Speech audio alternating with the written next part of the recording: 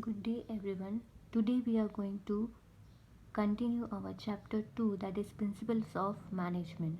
We have already studied in the previous video about principles of management, their meaning, characteristics, and importance of principle of management. So we are going to continue our topic, that is thoughts of management. Now, management thoughts are the outcomes of researches, studies, and result in the field of management. Management thoughts, it's just a result which is done by researches, studies, okay, in the field of management, that how to manage the business. Every thought represents its unique observation. So whatever the thoughts are there, there is a unique observation. On that basis, the thoughts are presented. Many management gurus have represented different principles by separate opinion, and so many of them management gurus have presented different principles according to their opinion. Hence, so many branches, sub branches have been developed. It is also called as thoughts or approaches of management. Thoughts यानी कि theories, management की theories जो implement की गई है, और बहुत सारे मैनेजमेंट गुरुज, ऑथर्स ने ये सब मैनेजमेंट प्रिंसिपल्स बनाए गए। ठीक है, कि पहले उन्होंने क्या प्रिंसिपल्स क्या किया था जिससे उन्हें बिजनेस सक्सेस मिला, और वही अपने ओपिनियन के हिसाब से प्रिंसिपल्स बनाए गए, और ये प्रिंसिपल्स बहुत सारी जगह पे बहुत सारे बिजनेस में अप्लाइड भी किया गया। So let us see the first one. There are actually 3 thoughts of theory about management. First is thoughts of classical theory, second thoughts of neoclassical theory, and neoclassical में thoughts of behavior related है, और third one है thoughts of modern management. तो आपकी total theory 3 है, thoughts of classical theory, thoughts of new classical theory, and the third one is thoughts of modern management. So let us continue with the first one thoughts, that is about the thoughts of classical theory. Now these thoughts presented till the end of 19th century, and that was is known as the thoughts of classical theory. ये thoughts theory कब बनी थी? तो 19th century में, और ये 19 यानी कि आज से कहीं बहुत साल पहले की बात है। तो ये 19th century में बना था, और इसकी वजह से इसको नाम दिया गया thoughts of classical theory. Main promoters of thoughts of classical theories Frederick Taylor, Max Weber, Gilbert, Henry Gantt and Henry Fayol. यानी कि जितने भी ऑथर्स है, ये मेन सबसे ज़्यादा कंट्रीब्यूशन किसने दिया था ये क्लासिकल थ्योरी बनाने में? तो फ्रेडरिक टेलर, मैक्स वेबर है, गिलबर्ट है, Henry Gantt and Henry Fayol, ये 4 people. Then Frederick Taylor's contribution in thoughts of classical theory is very important. ये अंडरलाइन करना, सबसे ज़्यादा कंट्रीब्यूशन क्लासिकल थियोरी में किसने सपोर्ट किया था? तो फ्रेडरिक टेलर, उनका सबसे ज़्यादा कंट्रीब्यूशन था क्लासिकल थियोरी बनाने में. नाउ क्लासिकल थियोरी में क्या प्रिंसिपल्स आए? तो ये scientific management principle which is presented by Frederick Taylor. ये भी अंडरलाइन कर लेना कि अगर आपको पूछा कि who presented the scientific management principle, तो Frederick Taylor. Also exist in the theory of classical theory of management even today. और ये theory scientific management principles implement किया गया था. किसने इम्प्लीमेंट किया था? तो फ्रेडरिक टेलर ने, और ये क्लासिकल थॉट में ही गिना जाता है. Approach of scientific management favour scientific principles by time and motion study instead of traditional method. Traditional method यानी कि यहाँ पे साइंटिफिक ये अप्रोच, ये जो थियोरी क्यों बनाई गई, ये साइंटिफिक मैनेजमेंट प्रिंसिपल क्यों इम्प्लीमेंट किया गया था? तो उसकी कुछ लिमिटेशंस से पहले ट्रेडिशनल मेथड अपनाया जाता है. ट्रेडिशनल मेथड यानी कि पहले के टाइम में वर्कर्स को कुछ भी बोलने की परमिशन नहीं थी. ओनर्स जो बोलते थे वही उन्हें करना पड़ता था. ठीक है, क्योंकि पहले के टाइम में बिजनेस में सिर्फ प्रॉफिट कमाना यही ज़्यादा इनको इम्पोर्टेंट दिया गया था, जबकि वर्कर्स का कोई लेना देना नहीं है.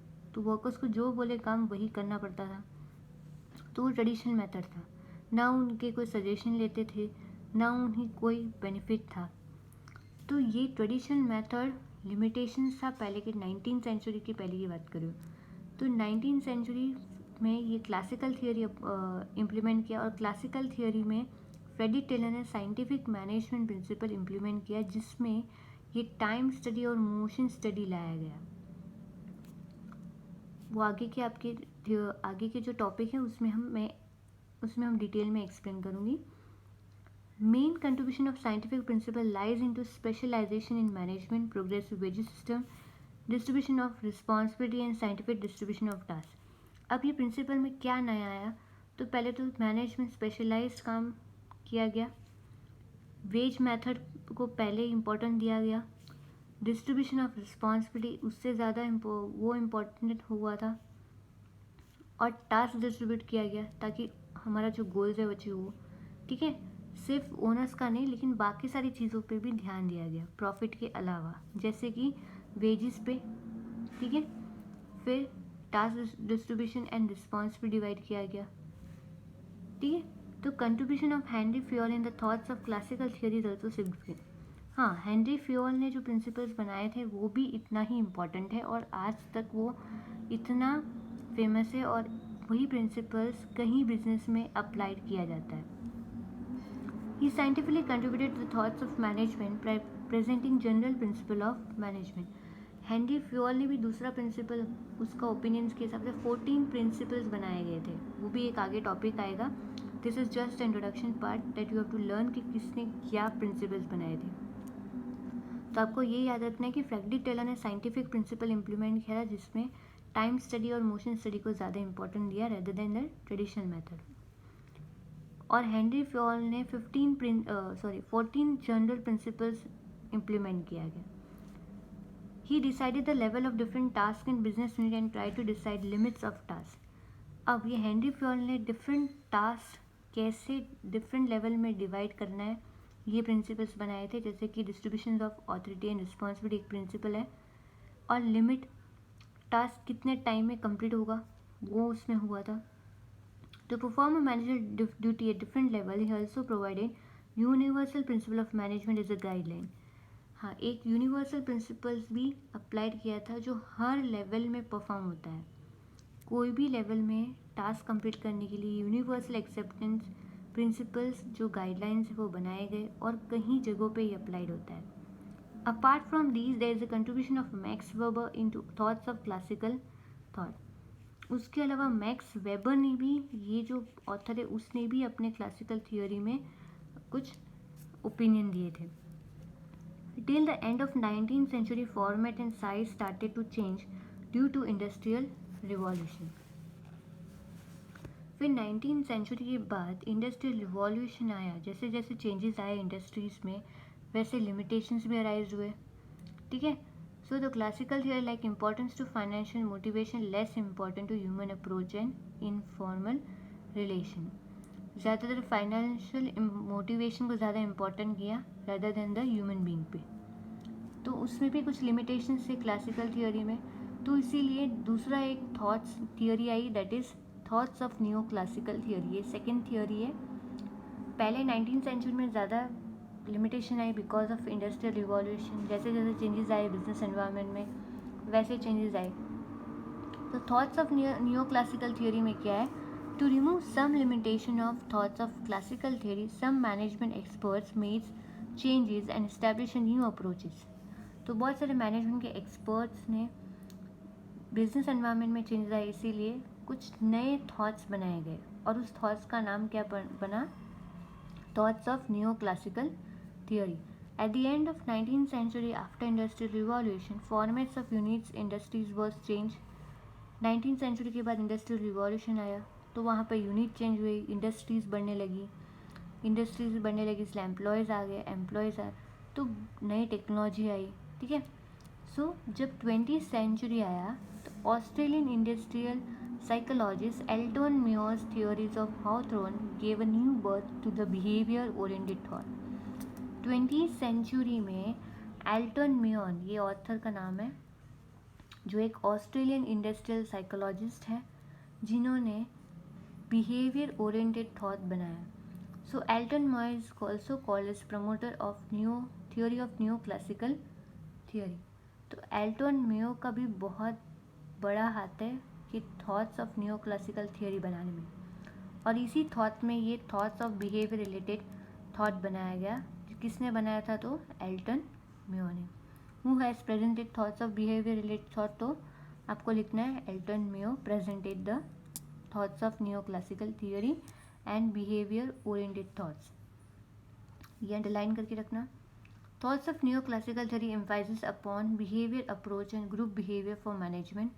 Addition were made to the thoughts of neoclassical theory like informal organization, human behavior, human relation, inspiration। इसमें नियोक्लासिकल थियोरी में किस पे ज़्यादा फोकस किया गया, तो ऑर्गेनाइजेशन पे, ह्यूमन बीइंग के बिहेवियर पे, ह्यूमन का रिलेशंस क्या होगा, उसको क्या इंस्पायर करेगा काम करने के लिए, तो ये सारी चीज़ें यहाँ पे इम्प्लीमेंट की गई। Elton Mayo, Herzberg, Rensis, Likert, Chris Argyris and Maslow's are the main contribution in these thoughts. तो ये सारे ऑथर्स का मेन सबसे ज़्यादा कंट्रीब्यूशन है ये थॉट बनाने में। In the branches of thought of neoclassical theory, human relation और human behaviour thought, social mechanism thoughts and social arrangement thoughts are main.